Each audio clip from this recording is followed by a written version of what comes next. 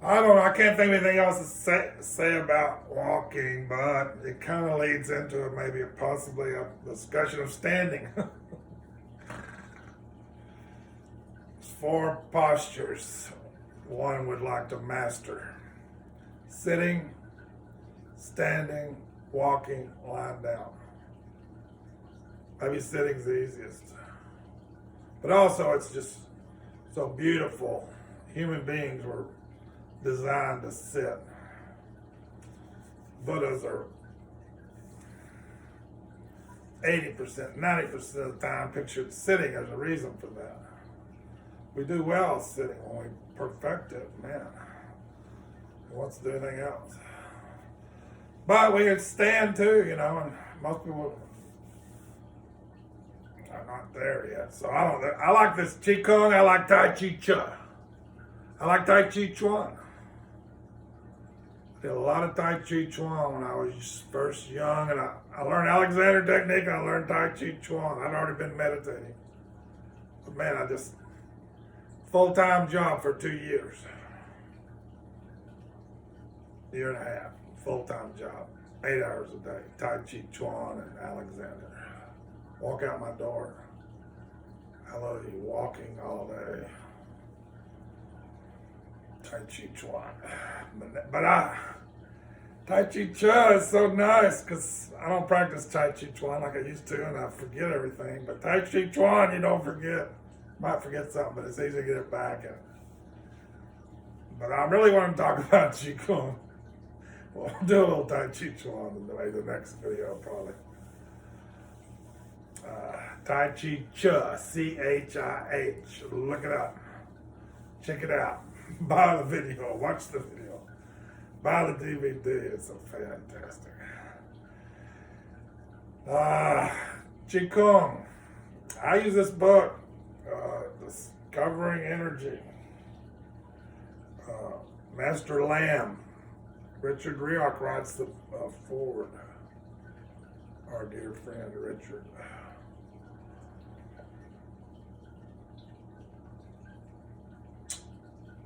Your feet are parallel, about a shoulder width apart.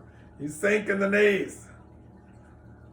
Maybe you don't go crazy, but you sink in the knees. You sink a little in the knees. Maybe I might overdo it at the beginning, but learn to sink in the knees a little, and then you can straighten up a little. You're still sunk. Knees are bent. Position one, you pick up your hands as if they're the weight of 3/4. Just a few grams of weight. Just pick up your hands like you're going to pick them up, but you don't pick them up hardly at all. Just a little bit. Maybe they're a little bit more forward than you might have otherwise. It's almost like standing. Nobody can tell you're doing anything. You're just standing. And then you just breathe. And basically what happens is you get all kinds of uncomfortable. You get 99 kinds of uncomfortableness.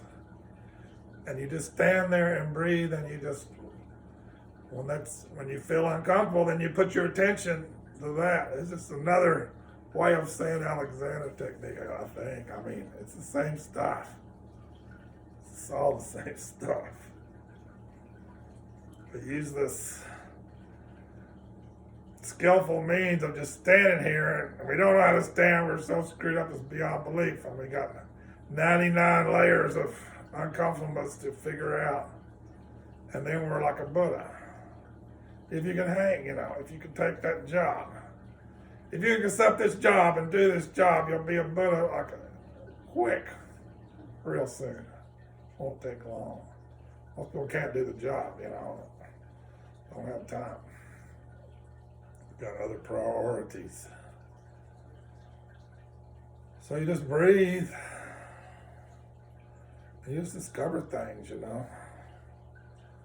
whatever, any tension. But a lot of it you just can't hang. But you just hang and then let yourself breathe. Use that breath. The Alexander breathing is a good time to use that. Just go out on the out breath.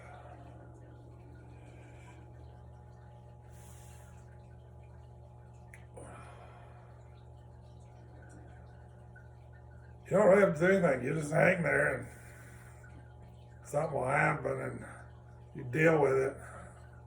If you don't freak out and run away, that's it. That's it. That's it. You just discover all the ways you're holding on and clamping down the energy. Get this beautiful energy system, but you don't let it use itself.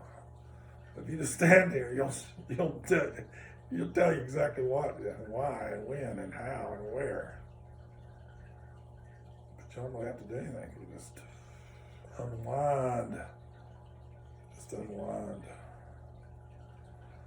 Number 2 is a little more sunk in our knees. We're a little more sunk in our knees. Number 2. Number 2 is the home base for this practice. This is the, you can do 3 and 4. The 2 is, it's a happening deal. It's almost like we were talking about before with Alexander. It's almost the same thing. We've been talking about this in a way, a certain way.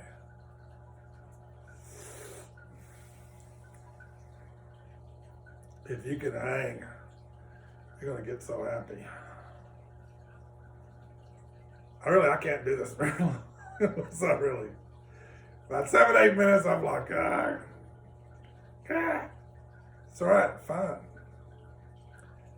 10 to 20 minutes. He says 20 minutes twice a day. If you did, it'd be very powerful. But in the end, they're doing it 2 hours. They're doing a 2-hour whack. If you really go for it. Whatever. Doesn't matter. 5 minutes a day, 8 minutes a day, start out.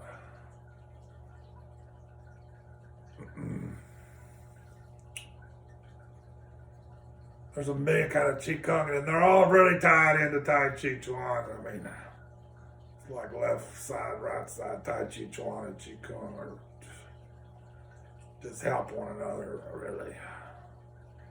They just help one another.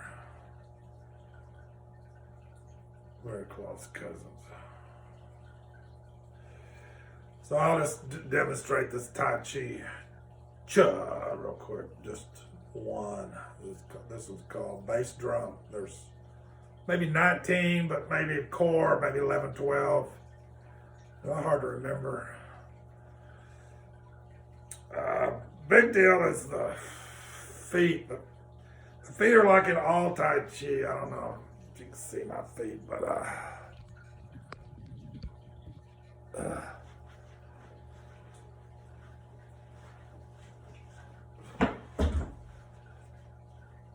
front foot straight ahead. Feet are about a shoulder width apart. Back foot is 45-degree angle. And we sink at the waist, man, because every time you move, you're going to try to go back up. So every time you move, it's very smart to sink the waist, because otherwise you go up and pretty soon you'll be in bad habit territory. So sink the waist. But the main thing is, I go forward and my heel comes off the floor just a little bit, or a lot, doesn't matter. But my heel does come off the floor.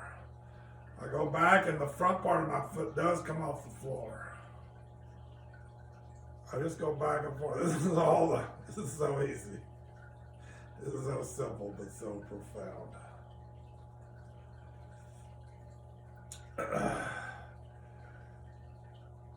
So pretty much, maybe not all the way, but 90% of the weight, or 90% of the weight goes from one foot to the other. We don't know how to do this. We should be very good at this. We Westerners are in bad shape. We got a debauched kinesthetic system, and we're double weighted. It means we're tense all the time, no matter where the weight is. You can put the weight on that wall, we're still tense. We should have a completely relaxed leg where there's no weight at all and it's completely relaxed. And we should have a completely full leg where we're carrying all the weight. And those should be completely different, and they should alternate, but they don't. We don't know how to stand. We don't know how to walk. This little simple thing will teach you. You don't have to do it that long. So that's the feet, and that's pretty much the same. There's a couple that are different, but 90% of it, that's all there is to do on the feet. But it's the hardest part, to actually let the empty leg be relaxed. Let that full leg be not tense, I wouldn't say, but full of muscle workings. Full, empty, alternating. We don't know what emptiness is. We don't know what fullness is, but here it is. Emptiness, fullness, alternate, emptiness, fullness. There it is. There it is.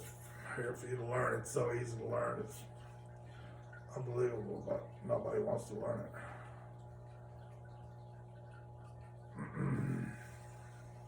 But then you're just a lot healthier person if you can never learn that. And then the arms,